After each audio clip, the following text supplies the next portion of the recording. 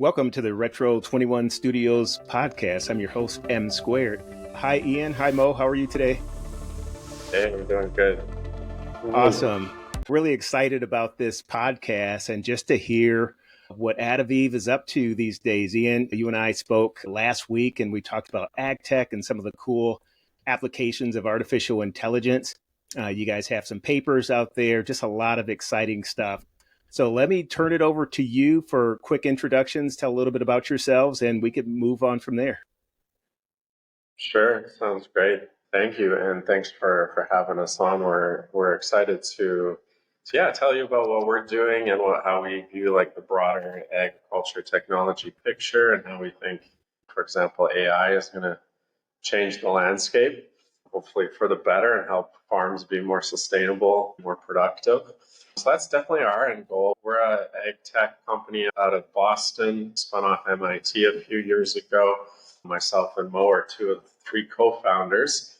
And we work with what they call controlled environment agriculture. So these are farms that are various levels of control. It can be from very low-tech greenhouses with hoop houses and plastic coverings to very high-tech Dutch-style glass houses and indoor farms, vertical farms.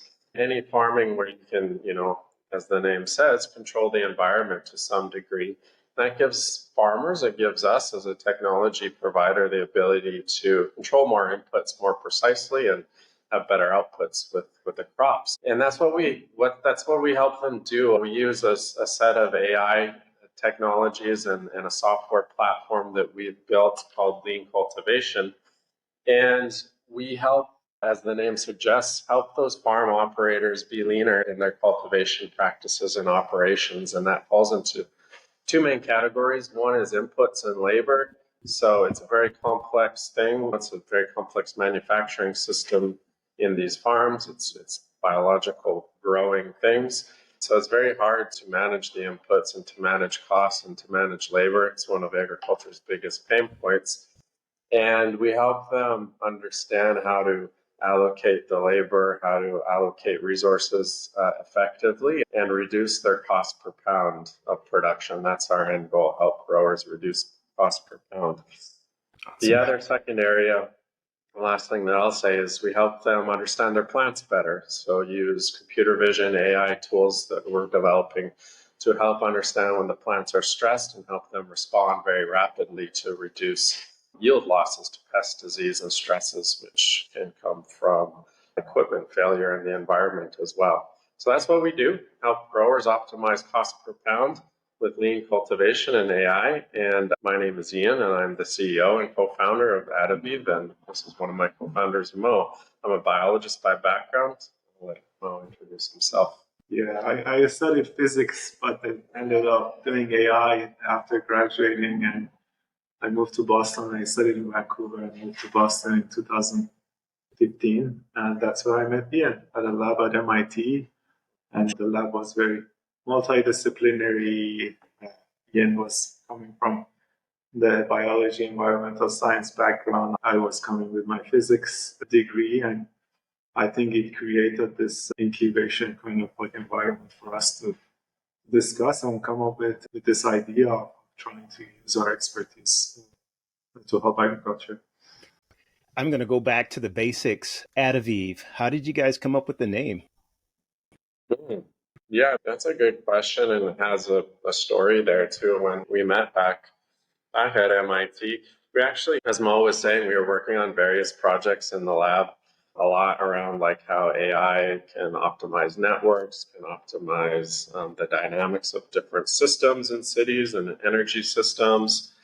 And we caught the entrepreneur bug. We wanted to leverage all those resources at MIT. And we actually started working on a wind turbine project, thinking we can use AI to optimize the energy capture capabilities of wind turbines. And as a biologist, we were thinking of a name to call the project. And as a biologist, I'm always naming things with Latin roots, right? That's what you're taught to do. So Ada means adaptable and Viv means life. So it was around adaptable life, adapting systems to be more powerful, to be more efficient. Very long story short, we didn't end up pursuing the wind turbine project, and we turned to more of what we knew, which is me, plants, biology, agriculture, Moe, software engineering, and machine learning, and applying it to what we do now with agriculture. But long story short, adaptable life, the name stuck. It fit for what we do now, and so we kept it. And are you guys still connected with MIT? Yeah, I would say so. We still have our advisors and friends from MIT, and being based in Somerville, Massachusetts, it's kind of like a short biking distance, like 10 minutes walk to MIT. Sometimes we meet there, and we are also still part of some programs at MIT. I think MIT has this, and through the industrial liaison program, I think we also participate in some kind of like corporate relation meetings that they organize from time to time.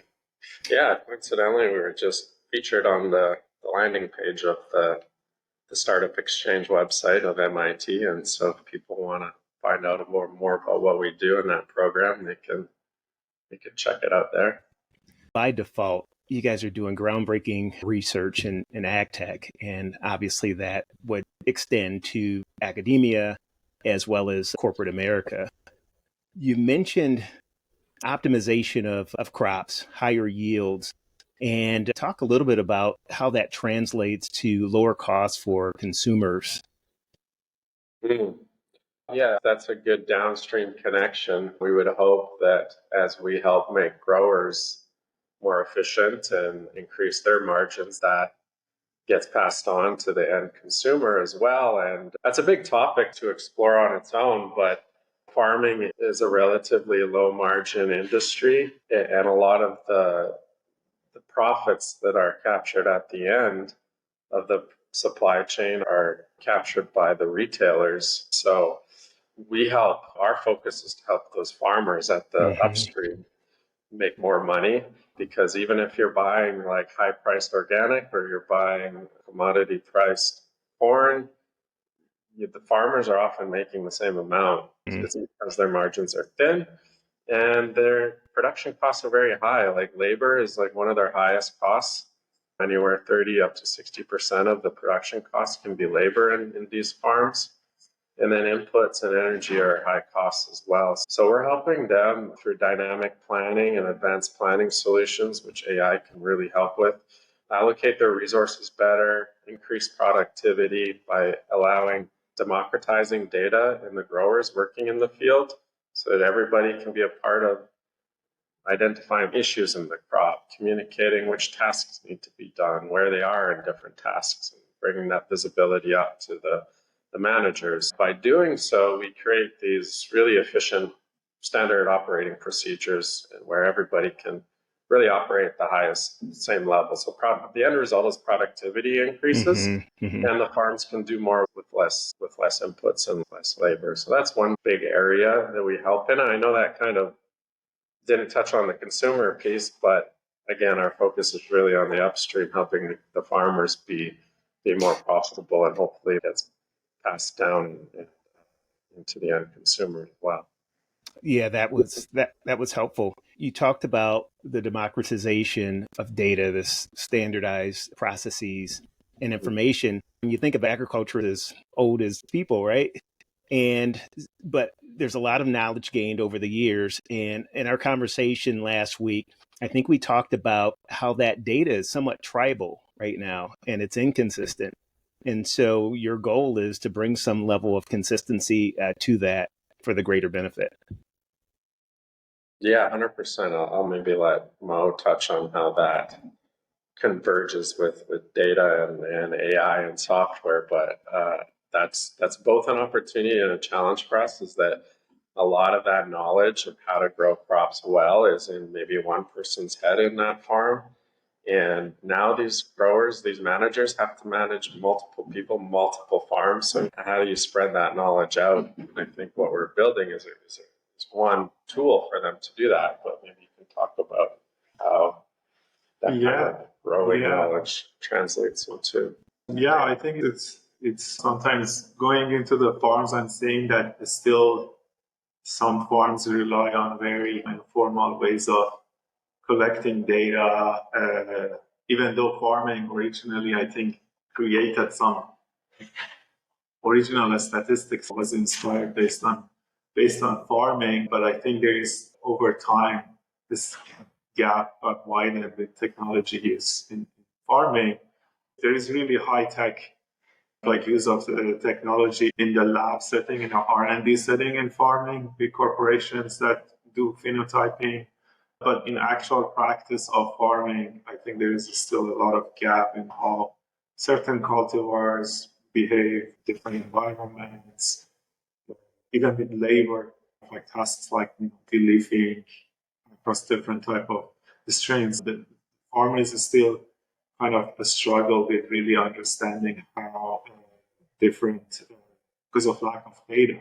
Mm-hmm. They have the knowledge, but because of lack of data, kind of variability management becomes difficult, and variability management is the challenge of farming, how from one cultivar to another cultivar.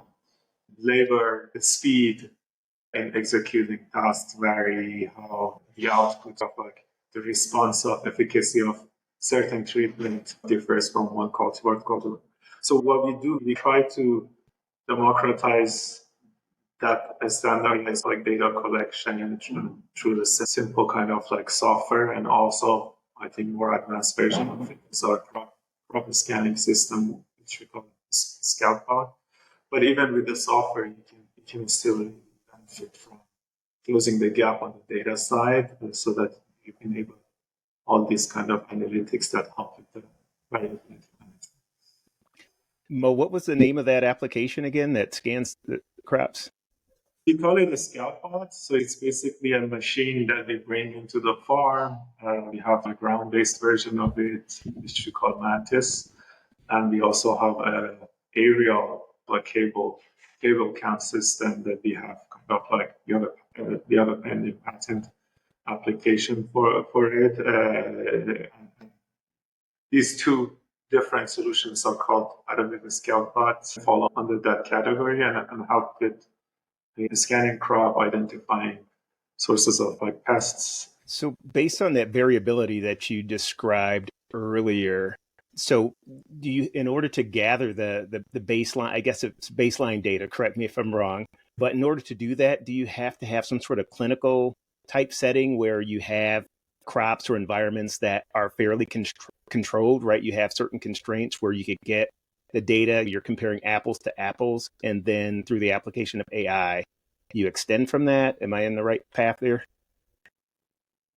Yeah, so I would say actually we try to do the heavy lifting under the hood and make it easier for farmers so that they can treat their farm like an actual like real world lab. So they don't have to do those type of isolated experiments to learn from their crops. So with every data point that we collect, we try to do those type of like correlations based on we create this like geospatial data we call load map, which specify in which location you have what cultivar under cultivation in your farm. So that data helps us establish correlations between, okay, in this location in the farm, these issues. Therefore, we see this pattern correlating sensitivity of this cultivar with this type of desperation. So I think we do that heavy lifting. We're working with and establishing some university partnerships now, and so it's a balance, right? We try to create a return on investment for our grower partners as fast as we can within the first couple of weeks of working together. That's by capturing different efficiencies, just creating better visibility over people and plants, helping them better dynamically allocate labor and resources. But when it comes to understanding like how do we detect a pathogen like botrytis, which is one of the biggest, most common causes of crop loss in things like tomatoes and flowers and cannabis? How can we detect that early before the human eye can see it? That's where like a controlled experiment will be really valuable. And we're working with like university partners to set up those more controlled experiments where we can combine field data with lab data to understand like what spectral signals we can derive from the images to be able to detect the risk, those pathogens, but the risk of it too, what conditions create that. So it's a combination of both, but we do a lot of this kind of real world kind of experimentation on the go as well. Ian, is there any predictive capabilities there? So I'm thinking in terms of, so I'm a big fan of organic foods and products. However, there is a GMO market out there. And so one of the areas that I would imagine from a GMO perspective would be, how do we craft a plant that's resistant to the powdery mildew or some other pathogen? So any links there, or what's your perspective on that? Yeah, good question. I think two things. Like, one, this idea of trait discovery is really a huge area of research, and AI on the modeling side and genetics side, combination of protein work, but also CRISPR and DNA research. This area, this biologicals and trait prediction or type prediction, is a huge area.